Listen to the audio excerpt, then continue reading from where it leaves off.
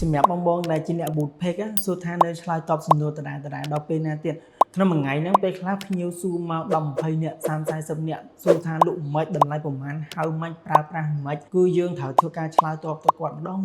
មួយហើយចុះបើសិនជាពេលខ្លះយើងឆ្លើយតបទៅគាត់ហើយក៏អត់ចូលទៅមើលទៀតសួរថាតើយើងមានអារម្មណ៍មិនដែរអញ្ចឹងសម្រាប់បងបងដែលគាត់ជួបបញ្ហាទាំងអស់នេះឈប់បារម្ភ ChatKX អាចជួយបងបងទាំងអស់គ្នាបានដែលយើងអាចធ្វើការឲ្យ Chatbot រៀបចំនៅកម្រងសំណួរ auto reply ទៅកាន់អតិថិជនទាំងឡាយណាដែលគាត់បានធ្វើការចុចទៅលើសំណួរនៅពេលដែលយើង boot page ChatKX នឹងធ្វើការឆ្លើយតបជាសំឡេងជារូបភាពជាវីដេអូឬក៏ជា carousel slide ទៅកាន់អតិថិជនដោយភ្លាមតែម្ដងហើយអតិថិជនគាត់មានទំនុកចិត្តជាមួយយើងមែនទែនព្រោះអីពេលដែលគាត់ចុចភ្លាមយើងឆ្លើយតបទៅភ្លាមគឺគាត់ថាអូ page នេះគេឆ្លើយតបបានលឿនណាអញ្ចឹងគឺយើងអត់បាត់បង់អតិថិជនទេហើយសម្រាប់បងដែលគាត់ set up ហើយក្នុងមួយថ្ងៃនេះទោះបីមាន 50-60 នាក់ឆាតមកក៏ដោយគឺ system វានឹងធ្វើការឆ្លើយតបទៅយើងអត់ពិបាកហត់ក្នុងការអង្គុយឆ្លើយតបទៅគាត់វិញម្ដងមួយហើយនៅសំណួរដដែលទៀតទេគឺយើងឲ្យ ChatKX ជាអ្នកឆ្លើយតបទៅវិញហើយបងឆ្ងល់ថាតើគេធ្វើមិនគេ set up បែបណាអញ្ចឹងនៅក្នុងវីដេអូនេះគឺខ្ញុំនឹងធ្វើការបង្ហាញបងទាំងអស់គ្នាអំពីរបៀបនៃការ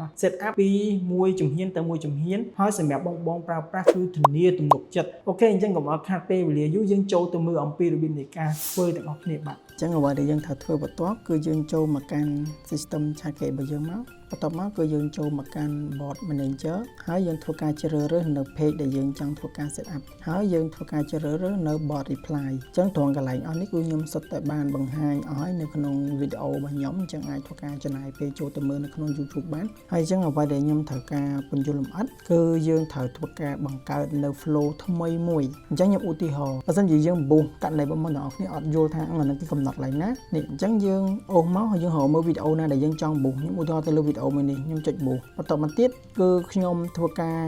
យើងកន្លែងនេះខ្ញុំអត់បានបង្រៀនបងប្អូនទាំងអស់គ្នាទេដោយសារតែបងប្អូនទាំងអស់គ្នាយល់ពីរបៀបបុះហើយខ្ញុំគ្រាន់តែប្រាប់អញ្ចឹងបងប្អូនទាំងអស់គ្នាអូសមកឃើញកន្លែងនេះមានពាក្យថា message template នេះកន្លែងនេះអញ្ចឹងបងប្អូនទាំងអស់គ្នាគ្រាន់តែចុចត្រង់កន្លែងខ្មៅដៃនេះមកហើយបងប្អូនទាំងអស់គ្នាសរសេរអ្វីដែលគិតថាតាក់ទាញណានៅពេលដែលយើង boot page ធម្មតាកន្លែងនេះគឺជាចំណុចប្រសពដែលតាក់ទាញនៅពេលដែលគេចុចឬក៏គេមិនចុចគឺត្រង់នឹងឯងត្រង់នេះយើងអាចសរសេរជំរាបសួរណែនាំពីសេវាកម្មយើងឬក៏សូមឲ្យចុចប៊ូតុងខាងក្រោមអីចឹងណាហើយកន្លែងនេះយើងអាចដាក់ keyword របស់យើងអញ្ចឹងកន្លែងនេះខ្ញុំដាក់ keyword ឧទាហរណ៍ថា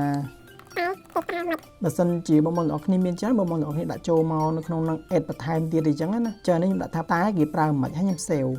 បាទខ្ញុំ save ចេញមកហើយខ្ញុំអូសមកក្រោមមកអូខេនេះកំណត់ទឹកលុយឯធម្មតាខ្ញុំចុច public ខ្ញុំចុច public អញ្ចឹងអាហ្នឹងគឺយើងកំណត់ keyword ហើយឯងចុះអ្វីដែលយើងត្រូវធ្វើគឺយើងចូលមកកាន់ system របស់យើងមកអានេះខ្ញុំខ្វែងចោល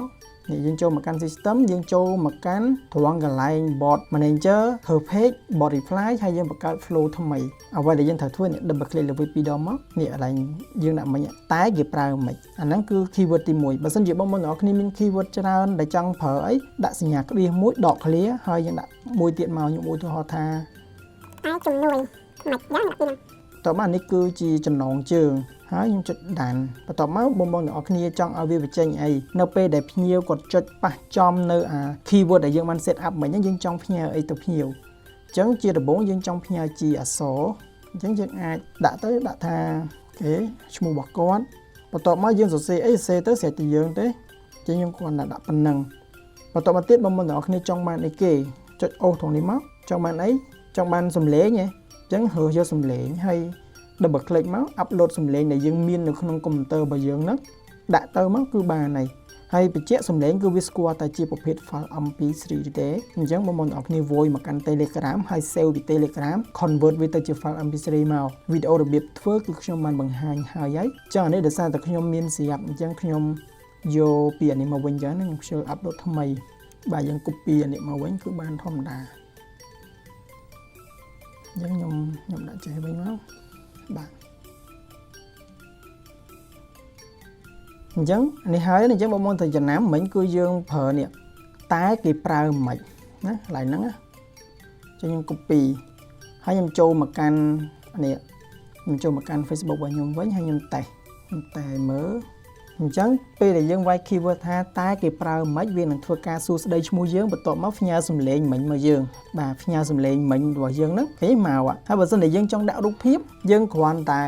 បន្ថែមរូបភាពមួយទៀតមកបាទនេះយើង add ចេញមក add បន្ថែមទៀតមកនេះដាក់រូបភាព នេះហើយយើង double click លើនេះមកយើងជ្រើសរើសរូបភាពដែលយើងមានអូខេឥឡូវខ្ញុំរើសយករូបនេះហើយខ្ញុំចុចប៉ុណ្ណឹងហើយខ្ញុំចុច save បន្ទាប់មកចូលតេស្តសារថ្មីតែម្ដងទៀត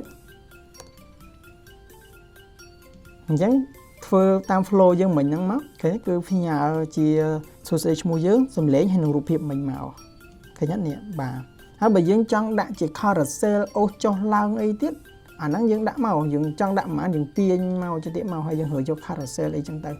បាទព្រោះនៅក្នុងវីដេអូខ្ញុំមានបង្រៀនអានេះខ្ញុំគ្រាន់តែប្រាប់ពីរបៀបពេលដែលយើង boot page ណាអាហ្នឹងគឺមានតែប៉ុណ្្នឹងឯងបងប្អូនទាំងអស់គ្នាមើលទៅហើយបើសិនជាអត់យល់ទេអាចសាកសួរខ្ញុំបានសំខាន់គឺយើងកំណត់នៅក្នុង Botify នេះកំណត់ keyword វាឲ្យត្រូវជាមួយនឹង keyword ដែលយើងបាន boot page តែខុសគ្នាគេចុចមកអត់ដើរទេខ្ញុំបញ្ជាក់